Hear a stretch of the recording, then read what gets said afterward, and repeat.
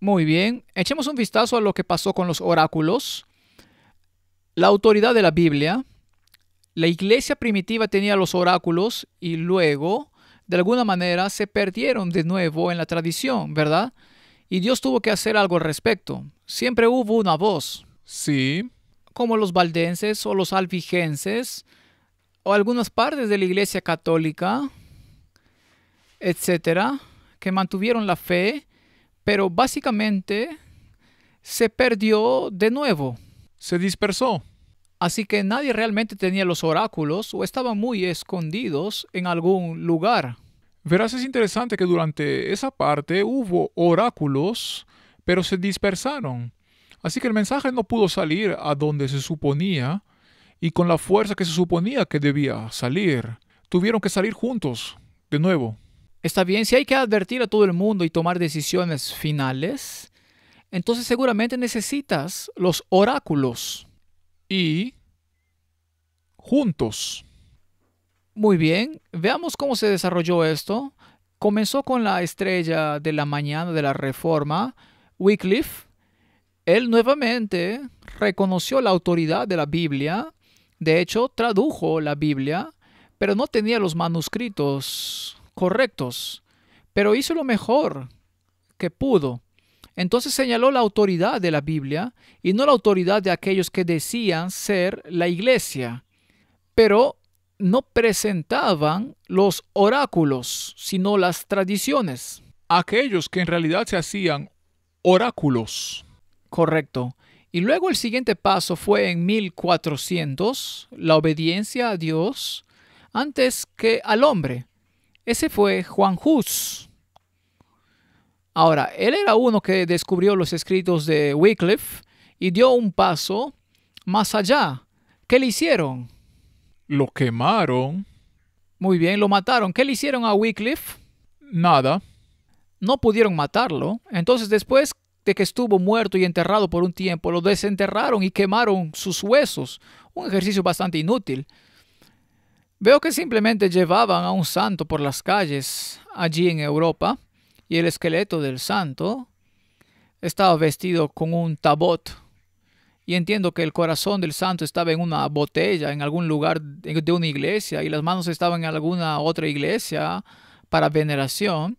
Realmente no ha cambiado, quiero decir. Si lo piensas, es tan pagano, es tan increíble. Es increíble. La gente dice que las religiones africanas son bárbaras. Pero es lo mismo. Esto es macabro y más de 100,000 peregrinos fueron a presenciar esto. Pero nos estamos desviando del tema. Mejor volvamos a este asunto.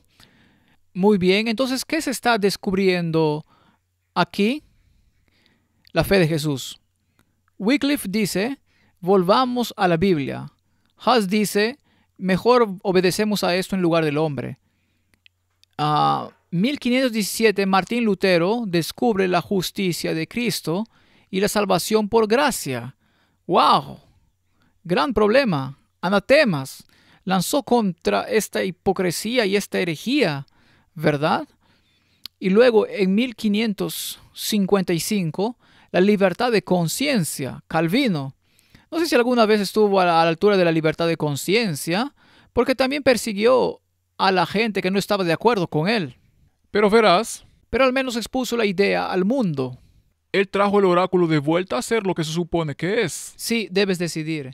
Y luego el bautismo por inmersión fue el siguiente. Entonces eso es lo que Jesús representaba. Así que eso tuvo que volverse parte de la fe del pueblo de Dios, ¿cierto? Así que aquí hay una recuperación progresiva del conocimiento. Sí, Es casi como encontrar la palabra de Dios de nuevo y profundizar en ella. Y cualquiera de estos es en realidad el portador de los oráculos.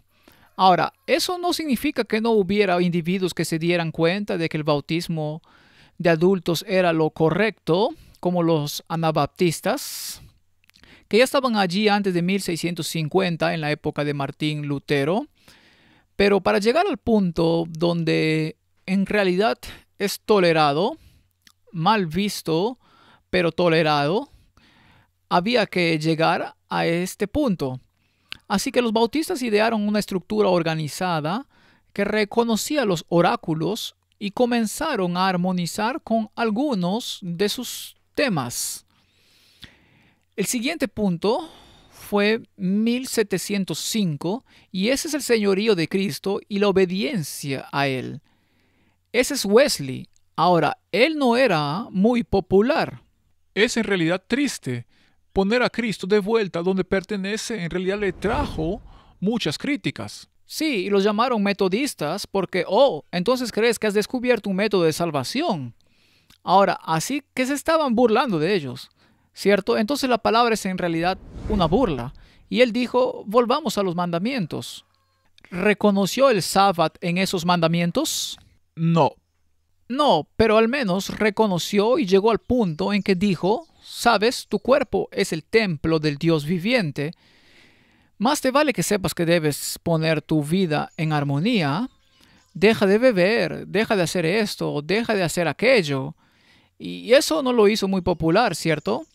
Y luego, de 1798 a 1844, se predicó la venida premilenial de Cristo.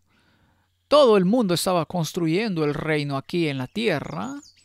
Y aquí viene el movimiento milerita y dice, no, disculpe, lo siento, Cristo viene a establecer el reino. El reino es espiritual. ¿No cometieron ese error los judíos? Dijeron, queremos un reino terrenal y mejor deshagámonos de este Jesús o nuestro sistema fracasará. Sí, es mejor que muera un hombre a que nuestro sistema se desperdicie. Bien, entonces tuvo un gran avivamiento y la mayoría de los que estaban en el avivamiento eran milenialistas. En otras palabras, iban a construir el reino aquí abajo y luego viene el movimiento milerita que dice que eso no es bíblico. Él no fue el primero y antes de él también había dicho que el premilenialismo, Cristo iba a venir a establecer el reino. Eso es lo que dice el oráculo y eso es lo que Jesús proclamó. Así que esa es la fe de Jesús y lo torturaron hasta que murió. Bien, muy bien. Entonces, esta idea regresó.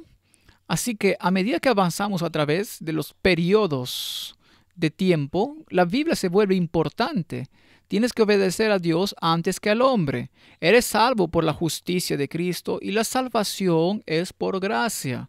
Tienes libertad de conciencia, puedes decidir, no la iglesia por ti ni el gobierno por ti.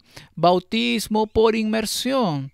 Te conviertes en miembro del cuerpo de Cristo al entregarle tu vida, aceptando las enseñanzas y demostrando la muerte del viejo yo y la resurrección en el patrón de pensamiento de la fe de Jesús.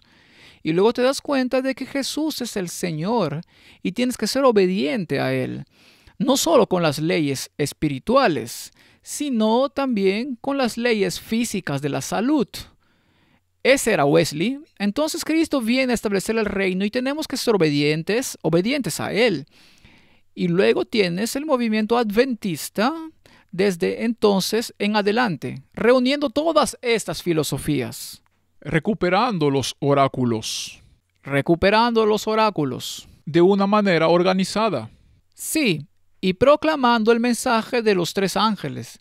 El tiempo de su juicio ha llegado. Adorad a aquel que hizo los cielos, la tierra y las fuentes de agua.